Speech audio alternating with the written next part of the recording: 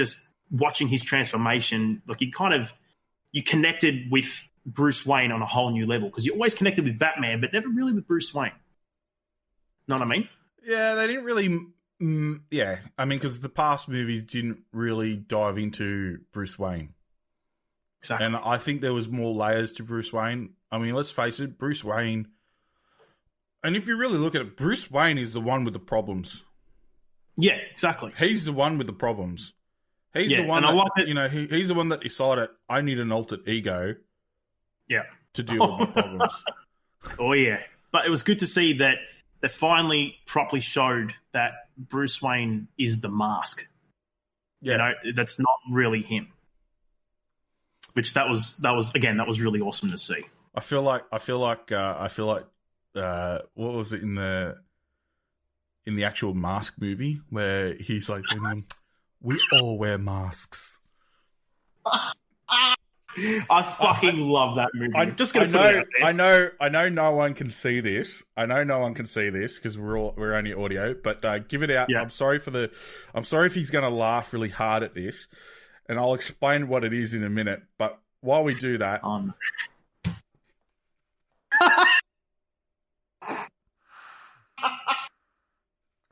so that's fucking amazing. So I've actually got in my hands the Loki mask from The Mask. Oh my god, that is fucking brilliant. It's quite hard. It's fucking legit. Look, see? That's fucking mad. Yeah, so there you go. So you could appreciate that. You'd appreciate that one. I'm so jealous. Fuck yeah, man. That's fucking sick. Look, I'm going to cheat a bit. I've got a three-way tie for my second favourites. So, all right. The Godfather 1 and 2. Oh, yes. Yeah. The Godfather 1 and 2. I mean, the way I like to explain it was Godfather 1 made you go, fucking shit, yeah. And Godfather 2 was the shit. Oh, yeah. Yep. And then they lost me with Godfather. I mean, Godfather 3 is still good, but it doesn't hold up to 1 and 2. Yeah. And then tied with them would have to be Children of Men. Oh, wow. Okay. Now I see your dilemma. Oh, that's a tough one. It's a tough one. So I've decided just to keep them a second, three-way tie for second. Yeah. But I'd like to talk... I'd just like to talk a bit about my crush, my man crush. Okay. Clive Owen. That's a very, very interesting choice. Oh man, the guy is fucking the voice. I mean, I'm a straight man. I'm a straight man, but goddamn, Clive Owen just has to look at me, and I'm like, I'm questioning my sexuality. And I'm not gonna lie. I'm with you, but not for Clive Owen. For me, it's Hugh Jackman. Oh yeah. Nah. I can't really explain it, but just I just fucking love the guy. You sure it's not Christian Bale? I mean, I've had it. No, it's not actually. Like, don't get me wrong, I like Christian Bale, but just Clive Owen has to be in one of my other. Look, I don't have this movie on my list. I'll make it an honourable mention, but I don't have this movie on my list. There's another Clive Owen movie, and it's a popcorn movie. It's a popcorn meal, I call. But it's called Shoot 'Em Up. Have a stab? I was going to say Shoot 'Em Up. I fucking love that movie. The only movie I can ever think of where you see a dude get killed by a carrot. Yeah, and Paul Giamatti is fucking hilarious in it as well. Oh my god! I think the best review I've ever heard about that movie is my own dad, and he was like, he said it's like a violent Bugs Bunny. Like a violent Looney Tunes movie. He's so right, though. That's so accurate. And then it tops it off that one of the most beautiful women in the world are in it, Monica Bellucci. Oh, my God. Oh, so, hot. if you haven't seen Shoot 'Em hot. Up and you just want a bit of a great action flick, but kind of zany and funny at the same time, Incredible. Shoot 'Em Up. So good. So good.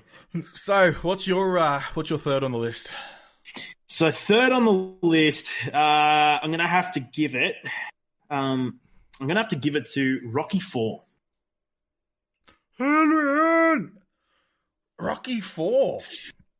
Yeah, I have to give it to Rocky IV. Out of all the Rocky series, that one is the one that stuck with me throughout. Rocky everything. IV. Remind me, Rocky IV is the one he fought. So that's versing Drago, aka Dolph Lundgren. Yep. Yeah. So that movie. That's the one old mate dies, isn't it? Or is that Rocky III? Yeah. No, you're right. That's the Rocky one IV. where that's where Bill Weathers, aka Apollo Creed, dies. Yep. At the very start when he fights Drago in an exhibition match. The whole big America versus Russia thing in Vegas. The whole Rocky series is just fucking fantastic. And dude. The two Creed movies, which kind of follow on and kind of continue it on, are just as good. As good. They were. It just puts it down to Sly's writing chops that he could create just such a big series of movies that still kind of maintain that quality, apart from Rocky V. But they're just awesome movies. Like no matter how many times I watch it, I find that I'm always whenever the big fight comes, I still find myself cheering for Rocky. I don't know why, but I still do, even though I know how it's going to end. And you know it's how it's going to end because the movie's called Rocky. You know he's going to win. Even though the kind of first movie throws you off because you think he's going to win, like, really? Oh, fuck. But then after that, it's like, well, of course he's going to win. I'll give you a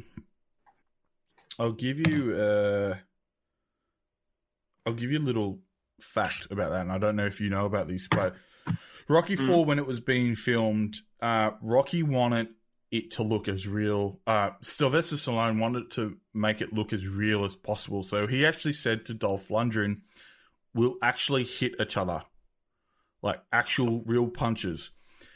Yep. Dolph Lundgren hit Sylvester Stallone so hard, he broke his sternum and he was in hospital for up to 3 weeks. They had to halt shooting. Yeah, I heard that one. It's just...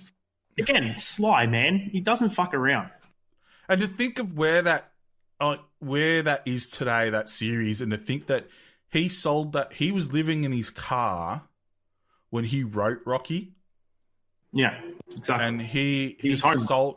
He was homeless, and he sold it for, I think he sold it for pennies to the movie studio, and just asked for it was like a percentage. Ended up being on a percentage of the movie instead of selling it. Yeah. He asked for a percentage and also to star in it. And it fucking... and directed as well. Yeah, and it fucking went mental. On a side note, that's also what happened with... Tom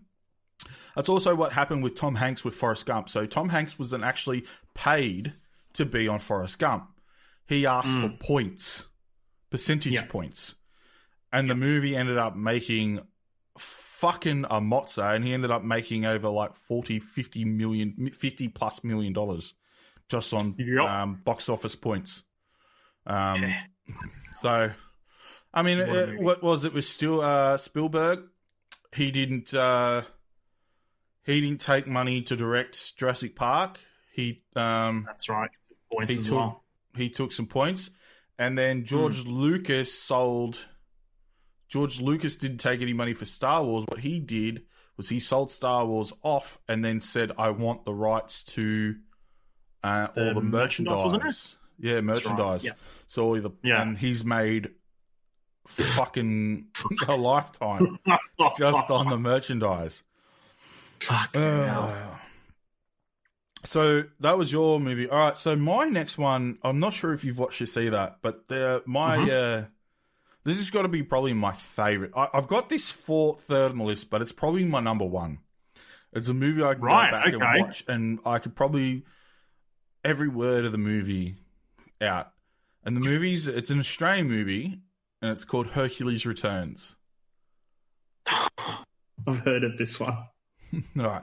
So if you haven't seen Hercules Returns, it's based on a guy who works for a big cinema chain, and he decides to change what he's doing in his life. He gives a big fuck you to his boss and decides to open this old theatre. It's based in Melbourne. It's an old theatre across from Luna Park. It's called the Picture Palace. Yeah. Well, that's where fuck off. That's where they decided. I don't know if that's a real thing or not. But it's a Picture Palace in Melbourne, and he decides to open it. But as a gimmick, they decide on opening night what they'll do is they'll play the last movie that played at the Picture Palace before it was closed down many years ago. On the night of opening night, the projectionist comes down, and Bruce Spencer's in it from Mad Max and Ace Ventura 2. Bruce Spence. Yes. Yeah. And Effie, Mary Custis, Effie, she's in it. Was she in that? Yeah, she's in that. That's her normal. That's what she looks like normally when she's not Effie. Mary Custis. Holy crap. Yeah. I didn't know she was in it. Fucking hell. Yeah. And so what happens is the projectionist comes down and says, we have a problem. The movie's in Italian. So they don't want to stop the movie, so they decide to go up and they dub the whole entire movie. And it's fucking amazing. Samson is a dickhead. Oh, hey guys. Hercules is a lounge room singer. Tie a yellow ribbon round the old oak tree. It's been too long. They give the girl that he's rescuing, her name is Labia.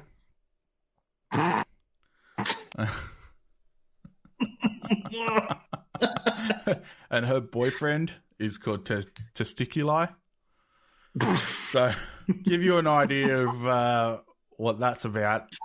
Get on that. It's actually the whole entire movie is on YouTube. For a second there, when you were saying Aussie movie, I thought you were going to rip out Killer Tomato.